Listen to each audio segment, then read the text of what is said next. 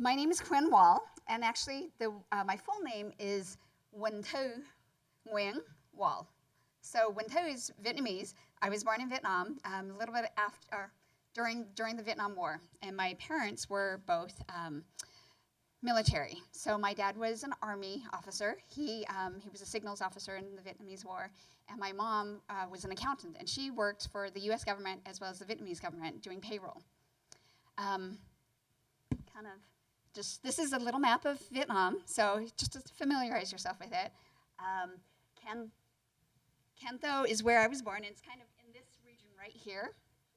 But so shortly after the war, because of my dad's ranks, they couldn't let him be free. We were fighting against communism, and we lost. Because of his rank, though, they decided to put all of our families in a re-education camp. And that's basically just a prison camp. Our goal every day, they'd start us up in the mountains, up in the central highland mountains of southern Vietnam. And everybody was given a bamboo pole. And if you're familiar with a bamboo pole, it's pretty hollow, right? It's sturdy, but it's hollow. And our job every day was to walk down along through the mountains in our groups, in our education groups, and detonate landmines. That was how they retaught us to understand that communism was the better way. Now, most of the time, the survival rate is about 6 months. We were there. Everybody was given a stick. It didn't matter how old you were given a pole. At the end of the week, you had to clear so much land, and you had to walk a certain distance. If you didn't achieve that, you were either beaten or worse. And then at the end of the week, you were given enough food rations to last you maybe 2-3 days. So having lived that, my parents decided, maybe there's not a future in this. Maybe this is not the way we want our kids to grow up. So my dad and a few others came up with a plan to escape.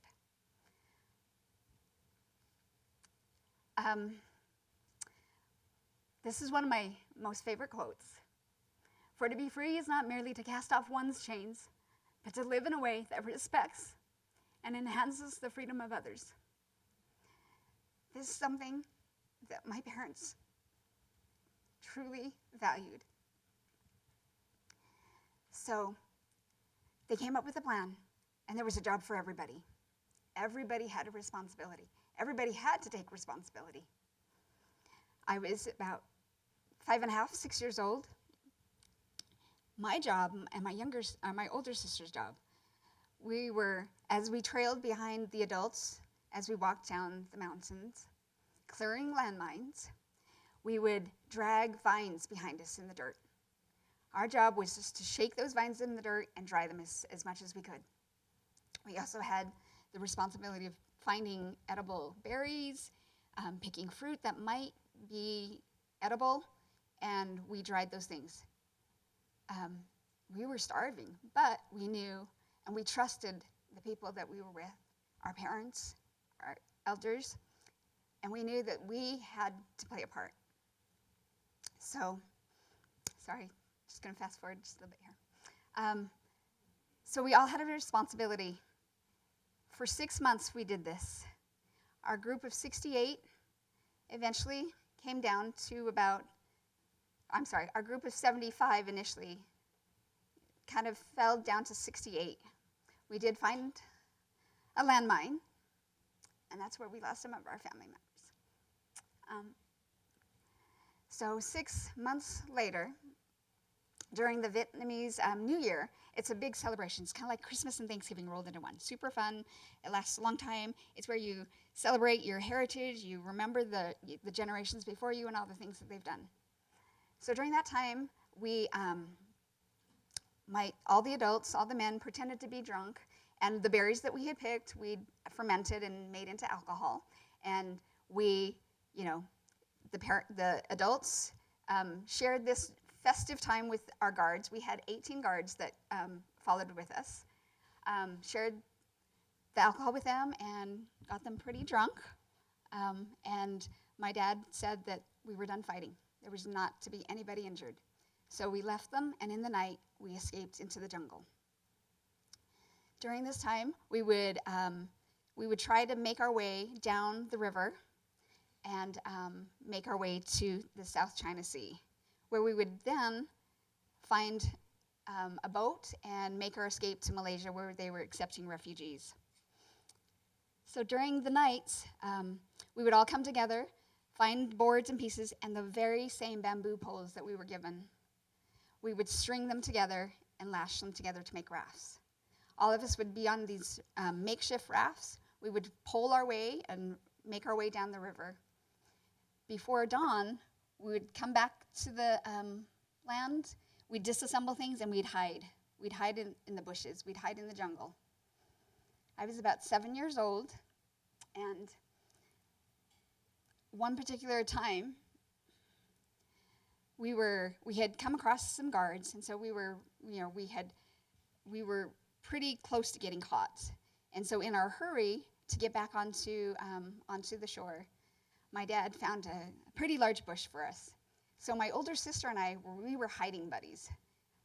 He put us in this bush, and of course, he told us, "Be still. Only one of you can sleep at a time.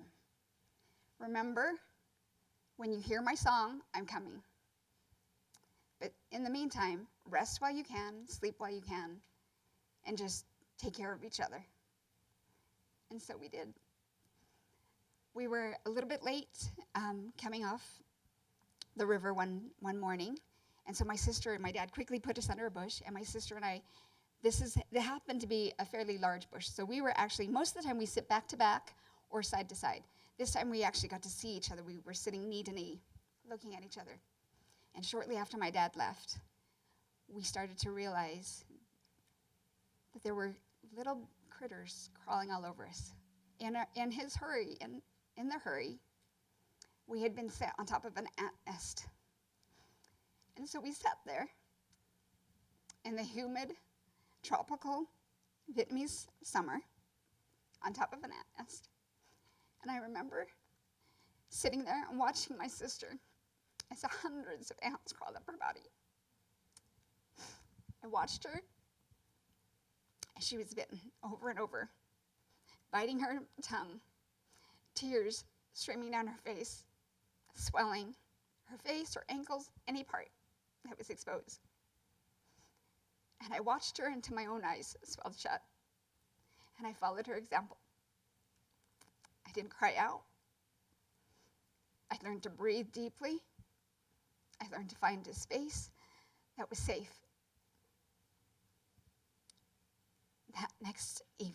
That evening, when my dad came for us, he pulled us out of the bush, and I've never seen my father weep, but he wept. He felt so bad for his haste to get us safe. But like in everything else, right, there's always the good. There's always good in everything. And the good was we got to play in mud, we got caked up, and we became mud monsters, and we didn't have to take a turn poling that night. So that was the good. So there's always good in everything. So for 2 weeks, we traveled and made our way down to the coast. And when we got there, again, we were given instructions. Everybody has a job. Our job as children were to collect coconut shells. We thought, we're starving. Why do we need shells? We eat the coconut. You don't eat the shell. But yet we did what we were asked because, again, we trusted those who were responsible for us, right, who love us and who take care of us. So we gathered a big pile of coconut shells. And in the meantime, the adults, they found an abandoned fishing boat. It was no longer than 65 feet long. And they were able to repair one of the 2 engines. And after 3 days, we were then able to push out along the South China Sea. So I'm going to go backwards and kind of show you the map. We came down this river here to that part of Vietnam, the coastal part of Vietnam along the ocean. And all of us, all 68 of us, piled into this tiny little fishing boat with one motor, not enough gas to go very far, empty coconut shells, and fishing and bamboo poles. We spend the evening, nighttime, using those very same poles to make our way out to the ocean where the waves are a little bit taller and we have a little bit more momentum and can get some wind and sail. We start sailing down that coast, and yes, there are pirates that do exist. No, they don't say, "Arr, matey." They are just everyday people who think that maybe this is a better way and better life. Well, we ran across pirates, and they told us, now if you really want to escape the patrol boats, come to this little islet. We've got some supplies there. We'll take care of you. Well, my father, being observant and being military, he obviously knew that they were lying. And we later found out that this was not going to happen. So we luckily escaped them, and then we spent two weeks using just our poles, sheets, shirts that we had put together and tied up and made sails. And we sailed our way down to Malaysia. Across the South China Sea. Well, when we landed in Malaysia, we didn't have that warm welcome that we thought we would. We thought, oh, we've made it. We've survived this far. Well, when we got there, the Malaysian guards the islands was full. They said, no more refugees, we don't want any more. So they beat everybody. They tied up our hands and our feet. They put us on rowboats, tied sandbags to our feet, and their plan was to dispose of us in the sea.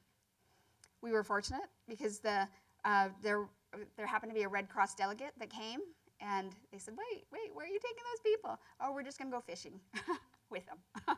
No, so they saved us, and because of that, we were then put into a different refugee camp. It was a camp that was designed for those who were sick and dead and basically destined to die. So we were there, and we were there for about 9 months, and the average survival rate was only 3. Well, all good things happen, right? While we were there, we did what we could to support the community that we were there. We reached out. We helped to clean wounds. We helped to gather food as a group. And so we really tried to do our best to make that place home. We were very fortunate. We were then sponsored to the United States by military families and brought to Ogden, Utah, a place I'd never heard of, via military jets. Well, when we arrived, white little specks were falling from the sky. It was snowing. We'd never seen snow before. We were wearing the same thin rags we'd been wearing for the last 2 years. But our sponsors, being prepared, they came with shoes, coats, and then they took us somewhere. Like I said, there's always a positive to everything, right? They took us to Baskin-Robbins and said, not everything cold is bad. So we got to have ice cream for the first time. And to this day, every time the first snow comes, we all call each other, our family, and we say, what flavors are you getting? So I want to share 3 things, basically, that I've learned from this experience. The first thing is bamboo poles. Use your resources. Anything that you have can be turned into a resource. Turn it into a strength, right? Number 2, a little bit shared goes a long ways. Anything that you have, you can share with somebody else, and everybody can magnify that. Always be grateful. Look for the little things that give you the ability to say, thank you. It could be so much worse. And then number 3, pay forward. Always be paying forward, because without that, it ends where you are. If you're not moving forward and paying forward, the next generation can't have what you've been given. So always pay forward. That's my story.